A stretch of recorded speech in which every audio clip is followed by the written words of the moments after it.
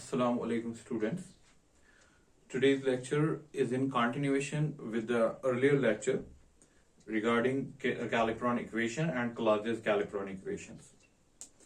पिछले लेक्चर में जो हमने देखा we have taken that means जो Calicron equation है उसको हमने बनाया था. This is our Calicron equation. जो मैंने आपको बोला था this is applied for one component two phase system. Component एक ही होता है लेकिन फेजेस दो होते हैं. तो अगर आपका कोई सिस्टम जिसमें कंपोनेंट एक ही है लेकिन फेजेस दो है और इक्विलिब्रियम में है तो वहां पर आप उस इक्विलिब्रियम को मेंटेन कर सकते हो अगर आप टेम्परेचर भी चेंज करोगे, अगर आप प्रेशर भी चेंज करोगे. तो कितना टेम्परेचर कितना प्रेशर चेंज होगा, कितना टेम्परेचर से दैट मीन कितना टेम्परेचर चेंज होने से कितना प्रेशर चेंज होना चाहिए, कितना टेम्परेचर चेंज होने से कितना प्रेशर चेंज होना चाहिए, that is given by Clapeyron equation.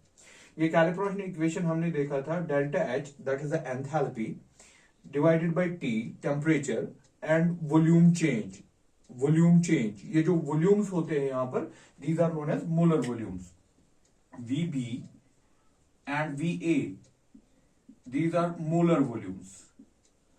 Molar volume of B and molar volume of A.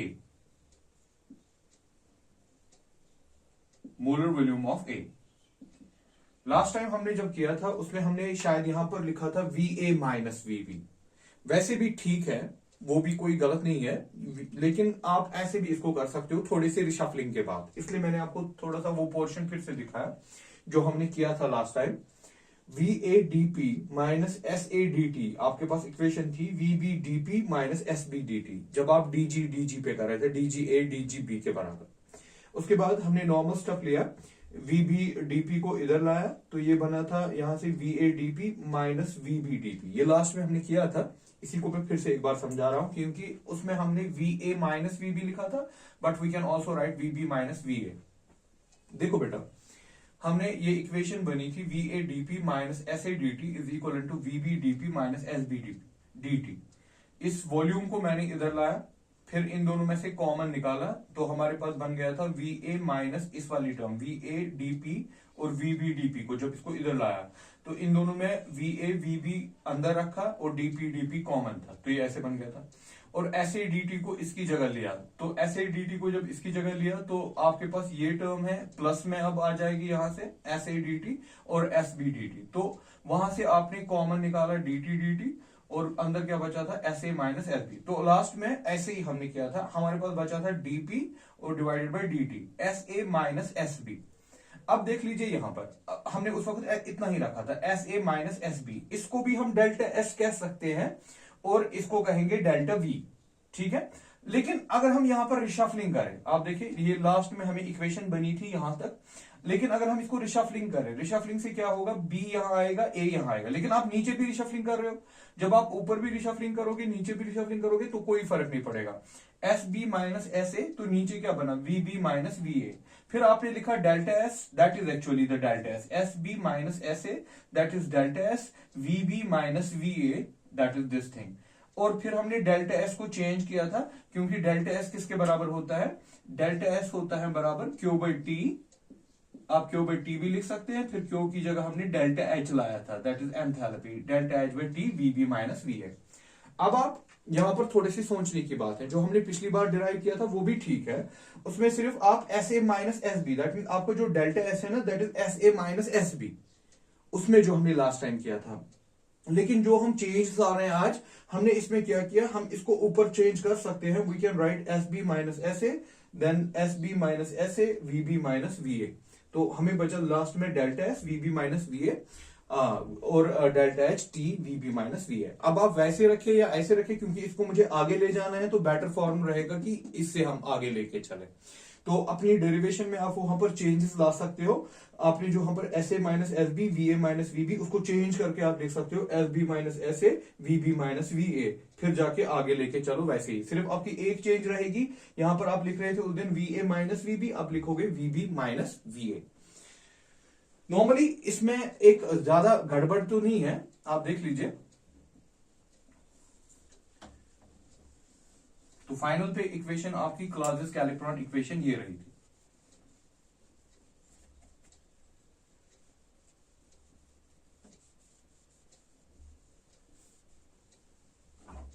अब देखिए इसके आगे जो आज का लेक्चर है हमारा, now DP dt delta H T VB minus V A. अब ये डिफरेंट इक्विलिब्रियम सिस्टम्स के लिए हम यूज कर सकते हैं। फॉर एग्जांपल हमारे पास सिस्टम है H2S solid ice, H2O liquid. तो इसके लिए हम जा सकते हैं, इसके लिए अगर ये इक्वेशन लिखनी पड़ी तो मैं ऐसे लिखूंगा dp by dt is equal to delta H क्या बनेगा, enthalpy, enthalpy of fusion, temperature. हाँ, यहां पर अब आप बी की जगह, बी कौन है आपका, ये वाला साइड लिक्विड साइड, ये कौन सा साइड है, सॉलिड साइड। ठीक है, तो ऐसे लिख सकते हैं। ऐसे ही H2O अगर आपका लिक्विड है, वेपर्स में जब जाता है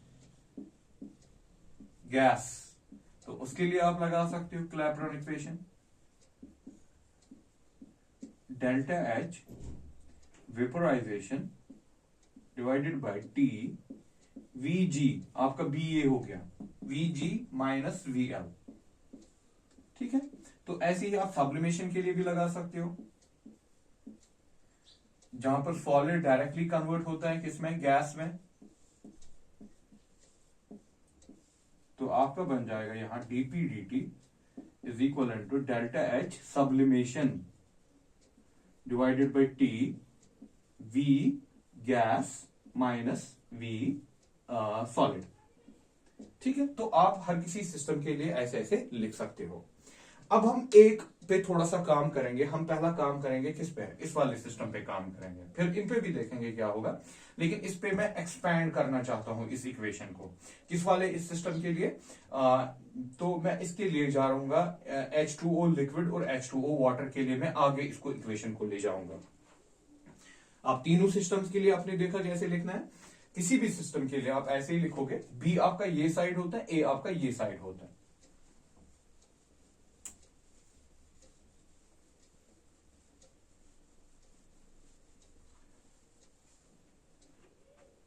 अब देख लीजिए यहां पर, अब मैं इसके लिए जाना चाहता हूं integrated form of Clapeyron for water, liquid and water vapour, इसके लिए देखना चाहता हूं। देखिए जैसे मैंने अभी लिखा, इसके लिए हम इक्वेशन ऐसे लिख सकते हैं, dp by dt delta H vaporisation divided by T, और अंदर क्या रहेगा, V gas minus V liquid, molar volume. Molar volume होता है, दैट मीन्स एक मोल का वॉल्यूम हम चेक कर रहे हैं। ये जो V है यहां पर, these are molar volumes, this is for 1 mole, volume of 1 mole is called molar volume. अब देख लीजिए, we know that normally Vg जो होता है, गैस का जो वॉल्यूम होता है, that is very very high VL से। नॉर्मली यही होता है कि गैस का वॉल्यूम जो होता है वो ज्यादा होता है एज कंपेयर टू लिक्विड। तो हम नहीं लिख सकते यहां पर molar volume of gas is very very high as compare to VL, so VL can be neglected. अगर कम है तो हम इसको नेग्लेक्ट कर सकते हैं in comparison to Vg। VL को हम नेग्लेक्ट करेंगे in comparison to Vg। So this is dp dt delta H VAP T, तो आपके पास खाली बचेगा यहां पर अब Vg, V गैस। ठीक है, अभी V गैस बचा। चलिए ये आज हो गया हमारा, this is our equation first और ये हो गया इक्वेशन सेकंड। अब देखिए, वी नो दैट अगर ये वॉल्यूम है गैस का, वॉल्यूम है गैस का, हम कर सकते हैं ना इसको ideal gas, as an ideal gas हम इसमें ऐसे देखें, we know that PV is equal to nRT, या अगर 1 मोल की बात हो रही है तो RT फॉर 1 मोल। तो मैं नहीं लिख सकता इसको V is equal to RT by P, volume of gas, R gas constant, T temperature, P pressure. Equation third substitute कर दीजिए इसको इक्वेशन सेकंड में, substitute equation third in equation second, तो आपका बन जाएगा यहां पर v, आपके पास था dp dt, dp dt is equal to, यहां पर था आपके पास डेल्टा एच वेपोराइजेशन, और था नीचे t, और था नीचे v की जगह आप क्या लिखेंगे अब r इंटू टी, और p जो है वो ऊपर चला जाएगा। This is my equation number 4।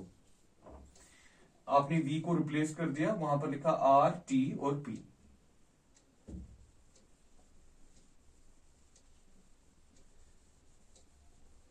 Going further, can I right this equation in this way? इस p को मैं इधर लाऊं और dt को उधर भेजूं, dp by p delta H VAP, और dt को मैंने इधर लाया r t स्क्वायर, ठीक है, t स्क्वायर r नीचे, dt को उधर लाया, p को इधर लाया।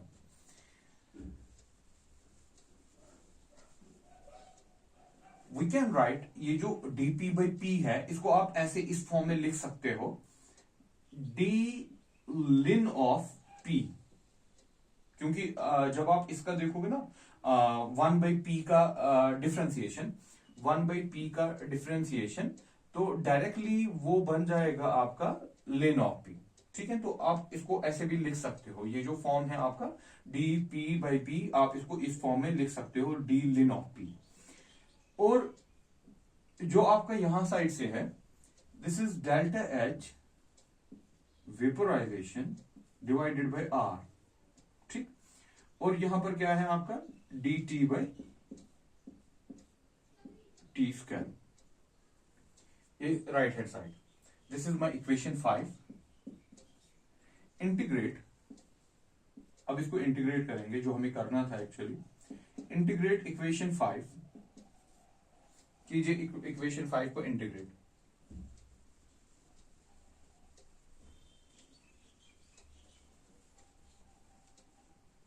तो आपके पास d ln of p, this is from p1 to p2, limits p1 एक प्रेशर, p2 दूसरा प्रेशर, और यहां पर हम कर रहे हैं delta H vaporization r dt by T square, temperature T1 to temperature T2। अब देखिए इधर ये डी, और ये जो इसका बचेगा, आपका बचेगा यहां पर लॉन, ये डी और ये इंटीग्रल कैंसिल हो जाएगा, डी और इंटीग्रल कैंसिल हो जाएगा। तो आपके पास जब आप इसको इंटीग्रल करोगे तो आपको खाली बचेगा दिस लॉन पी, लॉन मतलब लॉग होता है,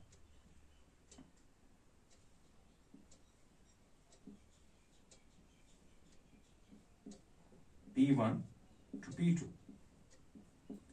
डेल्टा एच कांस्टेंट है, एंथैल्पी ऑफ वेपोराइजेशन कांस्टेंट है, आर कांस्टेंट है, ये बाहर आएंगे तो हमें अंदर बचेगा। जब आप डी टी स्क्वायर का डी टी के साथ देखोगे, ये टी ऊपर जाएगा, -2 बनेगा, तो लास्ट में ये रह जाएगा हमारे पास, इसका निकलेगा इंटीग्रल करके, इसका इंटीग्रल करके निकलेगा -1 by T, that is T1 to T2। जब आप इसका इंटीग्रेशन देखो, टी ऊपर जाएगा, वो -2 बनेगा, -2 + 1, फिर जाके नीचे भी -2 + 1, तो लास्ट में हमारा बच जाएगा इंटीग्रल करके इतना -T1 बाई टी, ठीक है। सो दिस इज माई इक्वेशन 6। अब देखिए आप, ये लिमिट्स हैं, आपको पता है इसको आप डायरेक्टली ऐसे भी लिख सकते हैं ना, अगर आपका, जब हम इसके लिमिट्स वैल्यूज दे ln P2 minus ln P1, इसको डायरेक्टली नहीं लिख सकते हम ln P2 by P1, directly डाल देंगे ln P2 बाई P1, क्योंकि माइनस में जो लॉग होते हैं log m minus log n, हम लिख सकते हैं log m by n।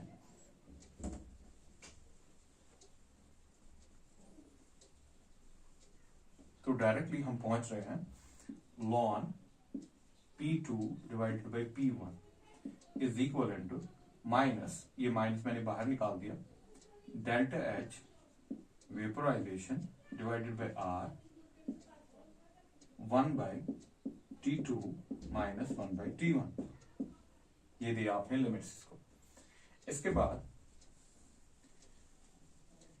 If you want to convert this ln into log, तो ये क्या बन जाता है, लॉन कैसे लॉग बन जाता है, you can go for 2.303 log P2 by P1 is equivalent to minus delta H VAP R, अगर मैं क्रॉस मल्टीप्लीकेशन करूं तो ये बनेगा T1 minus T2 divided by T1 into T2।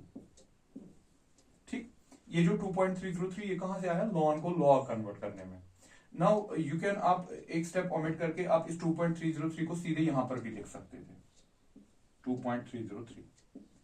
तो ये बन गया हमारे पास integrated form of Clapeyron equation. Integrated form of Clapeyron equation किस सिस्टम के लिए, जब आपका वाटर लिक्विड है और वाटर गैस है। This equation is known as, इसी को हम बोलते हैं कैलिब्रॉन क्लॉजियस इक्वेशन, जो आपका दूसरा टॉपिक था आज का, क्लॉजियस इक्वेशन, कैलिब्रॉन क्लॉजियस इक्वेशन। इस इक्वेशन को बोलते हैं कैलिब्रॉन क्लॉजियस इक्वेशन। देखिए अब है क्या ये, इसको थोड़ा सा समझने की कोशिश कीजिए व्हाट इट मींस। इसमें आपके पास P1 होता है, दैट मींस प्रेशर। अगर फॉर एग्जांपल आपका ये सिस्टम है, यहां पर कुछ प्रेशर होगा दैट इज P1 और यहां पर कुछ टेम्परेचर होगा दैट इज T1। अब आपने इसमें टेम्परेचर चेंज किया T2, तो प्रेशर भी चेंज होना चाहिए। अगर इक्विलिब्रियम में इसको रहना है, दैट प्रेशर इज P2, तो वो प्रेशर क्या हो गया P2। तो P2 दूसरा प्रेशर है जब आप टेम्परेचर T2 करोगे। P1 पहला प्रेशर है जब आपका टेम्परेचर T1 था। डेल्टा H क्या है, that is enthalpy of vaporization. Enthalpy of vaporization क्या होता है, amount of heat required to convert 1 mole of liquid into gas, 1 mole of liquid into gas. तो ये हमारे पास निकला सारा क्या, कैलिब्रॉन इक्वेशन। ठीक है, ये मेन है कैलिब्रॉन इक्वेशन, जहां पर आपके क्वेश्चन पूछे जाते हैं। अब अगर एप्लीकेशंस की बात करें, देखिए बेटा एप्लीकेशंस की बात करें,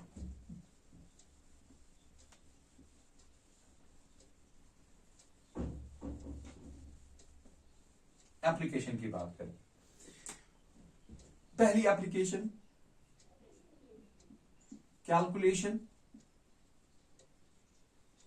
ऑफ, आपके सिलेबस में एप्लीकेशन पार्ट भी है तो देख लीजिएगा, मोलर हीट ऑफ वेपोराइजेशन।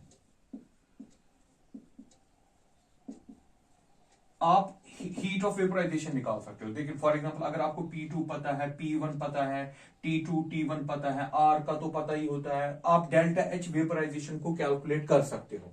तो क्लॉजियस कैलिब्रॉन की इक्वेशन का एक एप्लीकेशन ये है कि अगर आपको प्रेशर्स पता है, टेम्परेचर पता है, you can calculate the molar enthalpy of vaporisation, जिसको हम कहते हैं एंथैल्पी ऑफ वेपोराइजेशन। तो ये पहली एप्लीकेशन इसकी मानी जाती है। दूसरी एप्लीकेशन, अगर फॉर एग्जांपल आपको इफेक्ट ऑफ देखना है, effect of temperature on vapour pressure, आप वहां पर भी इसको यूज कर सकते हो। Effect of temperature on vapour pressure, for example क्या हुआ, आपके पास एक लिक्विड था, ये लिक्विड था, वोलेटाइल लिक्विड था। वोलेटाइल लिक्विड आपको पता है ना, उसके वेपर्स बनते हैं। आपके पास एक लिक्विड था, ये वोलेटाइल था, वोलेटाइल मतलब इसके वेपर्स बनते हैं। तो जब आपने टेम्परेचर T1 रखा था, यहां पर वेपर्स बने थे, उसकी वजह से वेपर प्रेशर था P1। अब अगर आप टेम्परेचर चेंज करोगे, आप टेम्परेचर बढ़ाओगे, तो ज्यादा ज्यादा वेपर्स बनेंगे। जब ज्यादा ज्यादा वेपर्स बनेंगे तो नया प्रेशर क्या होगा, P2 होगा। तो वो P2 आप कैलकुलेट कर सकते हो अगर आपको सारी चीजें पता है।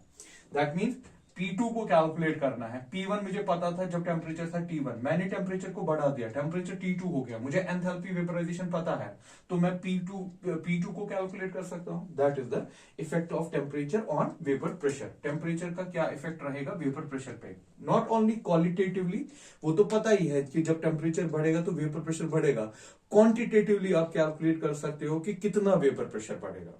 तो वेपर प्रेशर्स में आपने सॉल्यूशंस में पढ़ा होगा अपने 11th 12th क्लास में, तो वहां पर आपने देखा होगा कि वेपर प्रेशर बढ़ता है जब हम टेम्परेचर को बढ़ाते हैं, तो वहां से वो क्वालिटेटिव प्रॉपर्टीज चेंज हो जाती हैं। तो उसके लिए हमें ज्यादा इंपॉर्टेंट है कि वेपर प्रेशर पता हो कि टेम्परेचर अगर चेंज हो गया।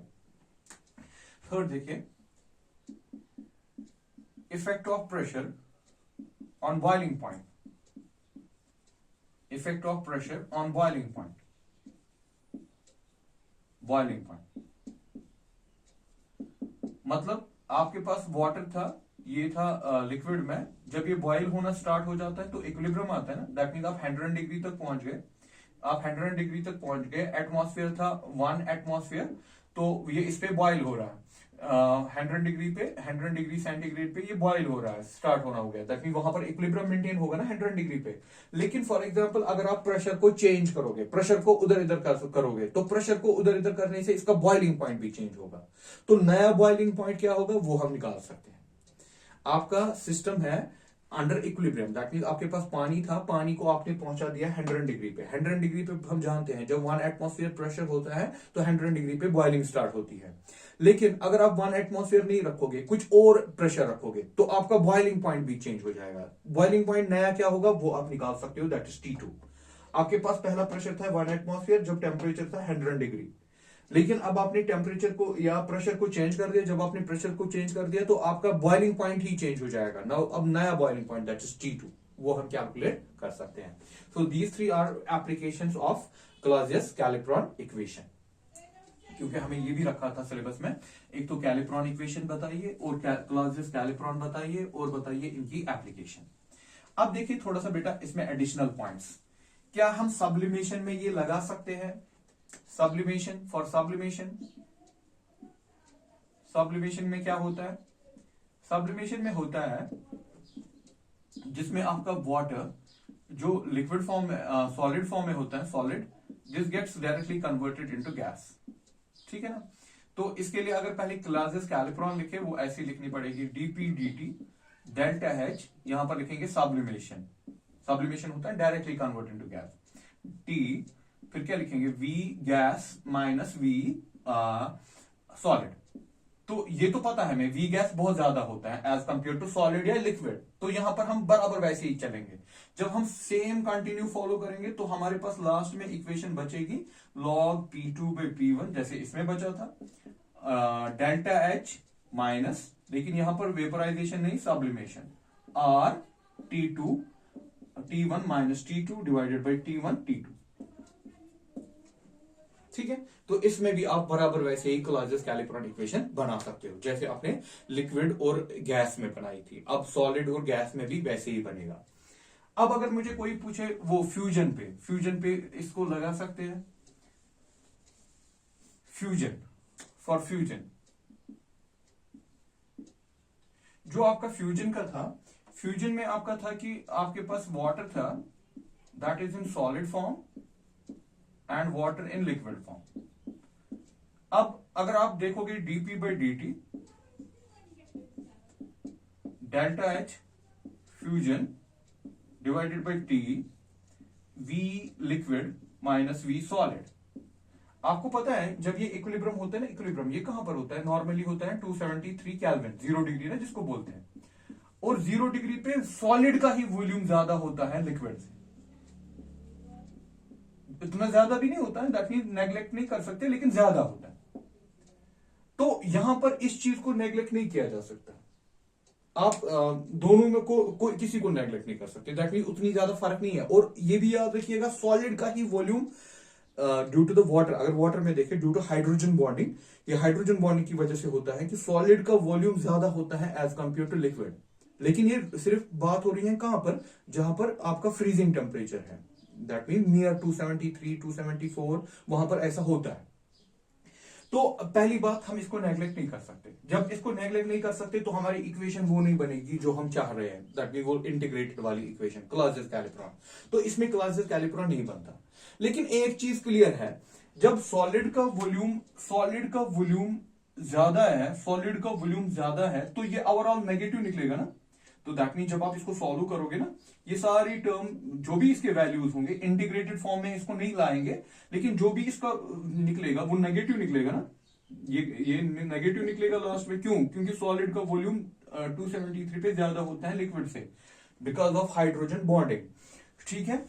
तो ये नेगेटिव निकलेगा। नेगेटिव की वजह से देखिए क्या मतलब, दैट मीन अगर आप टेम्परेचर को बढ़ाओगे, देखिए मतलब समझने की कोशिश कीजिए, विद इंक्रीज, इस वाले सिस्टम में विद इंक्रीज इन टेम्परेचर, अगर आप टेम्परेचर को बढ़ाओगे there will be decrease in pressure, there will be decrease in pressure. वो होता है मतलब नेगेटिव का मतलब, जब ये नेगेटिव निकलेगा तो प्रेशर डिक्रीज होना चाहिए। अगर आप टेम्परेचर बढ़ाओगे तो प्रेशर डिक्रीज होना चाहिए, या अगर आप उल्टे एंड वाइस वर्सा, अगर आप प्रेशर को बढ़ाओगे तो टेम्परेचर डिक्रीज होना चाहिए। अगर आपको इस सिस्टम को इक्विलिब्रियम पे ही रखना है, अगर आप 273 पे है, 273 से आप थोड़ा सा टेम्परेचर को बढ़ाएंगे, लेकिन आप चाहते हो कि इक्विलिब्रियम मेंटेन रहे, तो इसमें क्या होगा, इसका जो प्रेशर होगा ना, प्रेशर कम हो जाएगा। प्रेशर इसका, दैट मीन इसका प्रेशर कम होना चाहिए, या अगर आप प्रेशर को बढ़ाएंगे तो इसका टेम्परेचर थोड़ा सा कम होना चाहिए। देखिए इसकी एक बहुत ही बड़ी अच्छी एप्लीकेशन है आइस स्केटिंग पे। आपने सुना होगा, देखा होगा टीवी पे आइस स्केटिंग। आपने आइस पे कुछ लोग स्केटिंग करते हैं, उनके खास एक जूते होते हैं, अगर आप देखोगे ना, वो एक खास तरीके के जूते लगा के होते हैं जिससे वो स्केटिंग करते हैं। वो स्केटिंग जब करते हैं, नीचे सारा आइस होता है, आइस पे सॉलिड पे स्केट करना अदरवाइज मुश्किल है, लेकिन इस प्रोसेस की वजह से वो इसमें ये प्रोसेस इन्वॉल्व है। उसके एक खास तरीके के जूते होते हैं, जिस जूते पे ब्लेड होता है। वो ब्लेड क्या करता है, जब वो उस पे रखता है ना पाँव, उसकी वजह से वहां पर दैट मीन ऑब्वियसली वो प्रेशर लगा रहा है, अपनी बॉडी का प्रेशर लगा रहा है जब वो वहां पर खड़ा है। लेकिन वो ब्लेड दैट मीन एक जो उसका स्केटिंग शू लगा के है, उसका जो ब्लेड होता है ना, वो सारा प्रेशर वहां पर अप्लाई करता है। जब वो प्रेशर अप्लाई करता है, प्रेशर अप्लाई करने से क्या होगा, प्रेशर बढ़ने से इस वाले इक्विलिब्रियम पे क्या होता है, टेम्परेचर घटता है ना। तो ये कौन सा टेम्परेचर घट रहा है, ये घट रहा है बॉइलिंग पॉइंट का टेम्परेचर, फ्रीजिंग पॉइंट का टेम्परेचर। दैट मीन इसका टेम्परेचर घट जाएगा, फ्रीजिंग टेम्परेचर घट जाएगा। तो जहां पर इसकी ये है ना, जहां पर इसने इसको प्रेशर अप्लाई किया है, प्रेशर अप्लाई करने से वहां पर इसका फ्रीजिंग टेम्परेचर जो है ना, वो थोड़ा सा गिर गया। फ्रीजिंग टेम्परेचर गिर गया किससे, प्रेशर अप्लाई करने से। तो वहां पर एक इसके जूते के नीचे एक स्लाइटली लिक्विड लेयर बन जाती है। तो ये स्लाइटली लिक्विड लेयर क्या करती है, ये इसको लुब्रिकेशन का काम करती है। जब ये इस पे स्कैट करेगा तो ये इसको चलने फिरने में, उधर उधर फिरने में मदद करेगा। दैट इज एप्लीकेबल, कि सिर्फ इस सिस्टम में ऐसा होता है, बाकी किसी सिस्टम में ऐसा नहीं है। आप हर जगह पे देखोगे with increase in temperature there is increase in pressure. लेकिन यहां पर वाटर में ऐसी प्रॉब्लम हो जाती है, क्योंकि वाटर का सॉलिड फॉर्म में वॉल्यूम जो होता है ना, वो ज्यादा होता है as compare to the liquid. बाकी अदरवाइज नॉर्मल केसेस में क्या होता है, गैस का सबसे ज्यादा वॉल्यूम होता है, उसके बाद लिक्विड का होता है, उसके बाद सॉलिड का होता है। लेकिन ये सिर्फ प्रॉब्लम कहां है, वाटर में, कि वाटर का सॉलिड का ही थोड़ा सा ज्यादा होता है as compare to liquid at 273 freezing point के करीब। ठीक है, तो वहां पर उल्टा हो जाता है कि अगर आपको टेम्परेचर बढ़ाना है तो प्रेशर का क्या होना है, कम, या तो प्रेशर को बढ़ाओ, टेम्परेचर का क्या होना है, कम। तो इसी की वजह से आइस स्केटिंग पॉसिबल हो जाती है, क्योंकि जब आइस स्केटर जो स्केटिंग करता है ना, वहां पर उसके जो जूते होते हैं ना, उसमें एक ब्लेड जैसी लगी होती है ऐसे।